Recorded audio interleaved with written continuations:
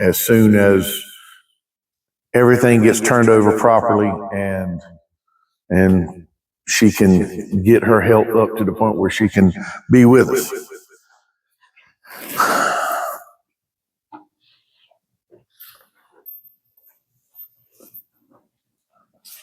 This point in the agenda is going to be reserved for chairman's comments. And we're probably going to see that segment in the agenda moving forward. We have a lot of issues in our party. We just came back from a contentious state party convention. And a lot of people are calling for unity. Well, what does unity mean? We're a big tent party, and we all have certain conservative beliefs, and they're not identical. And that's the great thing about the Republican Party is we all use our brains.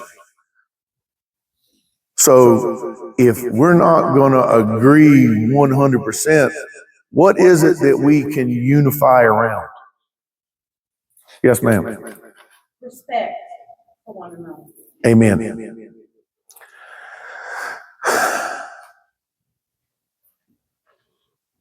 To unify, the Republican Party is the vehicle with which we elect our Republicans. That is our job. That is our only job.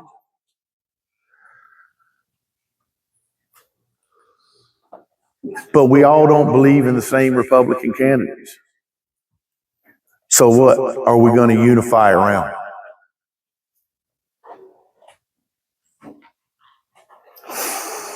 We have a party platform. We have a party platform that we work very hard on every year to establish the voice of this party. That's one thing we can unify around. We have a plan of organization that Lord knows our people work on every year. And the delegates at the convention voice their opinion on it. It is the process with which we do what we do. And if we can't unify around that process, then we're not going to be moving in the same direction. So, if we're going to achieve unity, we have to find something to unify ourselves around. And that is the platform and the plan of organization. Because without order, there is chaos. And we cannot afford any more chaotic election cycles like we had last time. Now, if everybody's talking about unity, I want the first district to be the ones that actually step forward and stand on principle, and stand on business, and stand on unity. So in the coming meetings, I'm going to bring up questions to challenge you. We have got to learn everything that's in that platform, and we have got to learn everything that's in that plan of organization if we're going to be unified and if we're going to work together. Because without that order, we're going to be chaotic as well.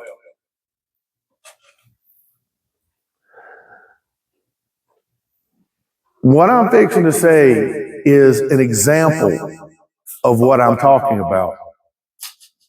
This is in no way an endorsement of any particular candidate. Now, Don Brown, I invited him to speak here. Grew up with him. He's a little bit older than I am. He's a favored son from Plymouth, one of the smartest minds to ever come out of Washington County. He deserves every right to run. I think he has something to bring to the table. But ultimately, it is the choice of the people, of the Republicans and the citizens of North Carolina to make that decision. Tom Tillis. Like him or not, he's ours.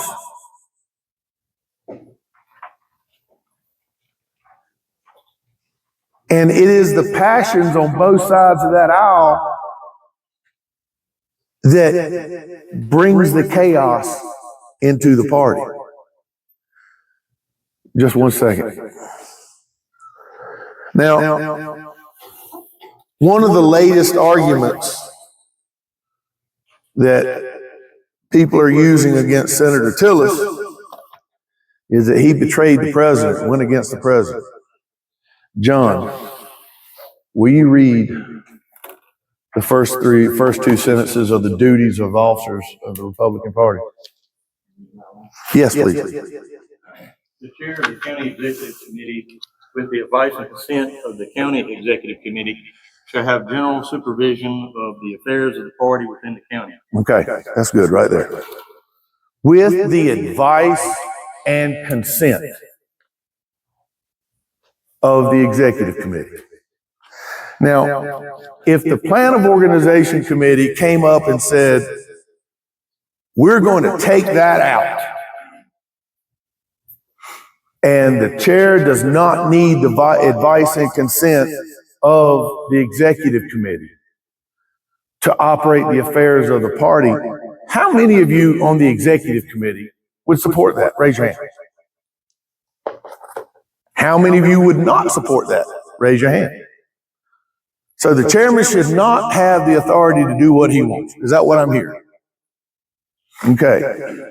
Mark, this is the United States Constitution. Article 2, Section 2. Read the first sentence and then jump to the second paragraph. Well, just part of it. I'll tell you when to stop.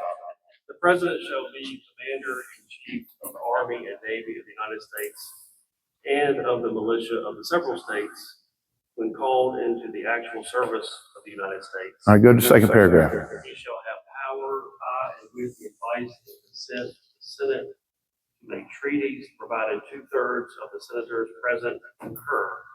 And he shall nominate, and by and with the advice and consent of the Senate, shall appoint ambassadors, other public ministers, and council judges of the Supreme Court and all other officers of the United States whose appointments are not herein otherwise provided for, and which shall be established by law. Okay, that's good right there. We go back to advice and consent. The president has the authority with the advice and consent of the Senate to make appointments. Tom Tillis did his job, and we attack him for it. We can disagree with him. We can say, Senator Tillis, you're wrong. But we need to do it inside the structure of this party and not on social media. Because at the end of the day, we've got to preserve this party. That's what we need to unify around. Now, lately we've got an issue in the state of North Carolina. There's 5 senators that I consider good friends. But if you were to put me in a room with them right now, there'd probably be a brawl over what they did to Eastern North Carolina. But am I going to go out and publicly harass them and talk trash about them because of a decision they made? No, because that hurts the party. And we have to unify around something.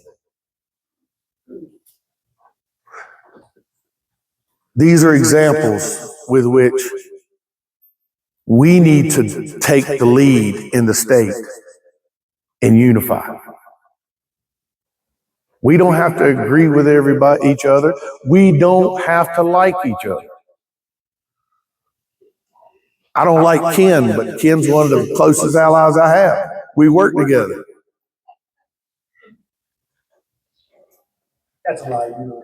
I do. He's like a brother.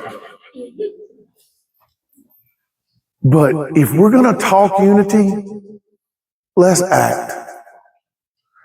Kevin, was what, 10 years ago, the big thing in the party was minority outreach. Everybody was talking it, but was anybody actually doing it? At that time, no. You and I came together and made some things happen. If we're going to preach it, if we're going to teach it, we need to do it. So, thank you for allowing me to share my opinions and comments. But if we're going to be unified, let's be unified. All right? Yes, ma'am. Yes, ma'am. The one thing that people forget is our elected officials are elected to do the whole state, the whole district, the whole county. Republicans, Democrats, unaffiliated, they're supposed to represent everyone. So somebody may make a decision I don't agree with, but then when you look at it and you see, why they're making that decision, because they have to represent everybody. Exactly. They don't represent a small portion of the Republicans. Right. And I'm going to take a left turn here for a minute. In protecting our party. Mary Kay, if I walked into your church tomorrow and said, I want to teach Sunday school. Now, you don't know me. I just came in off the street. I want to teach Sunday school. Are your church going to let me teach Sunday school? Why not? We got to get to know you.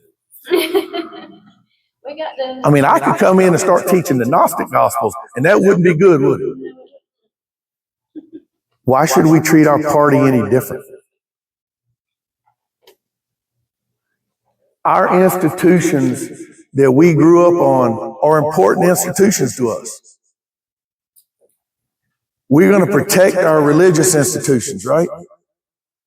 Why can't we protect our party with the same principles?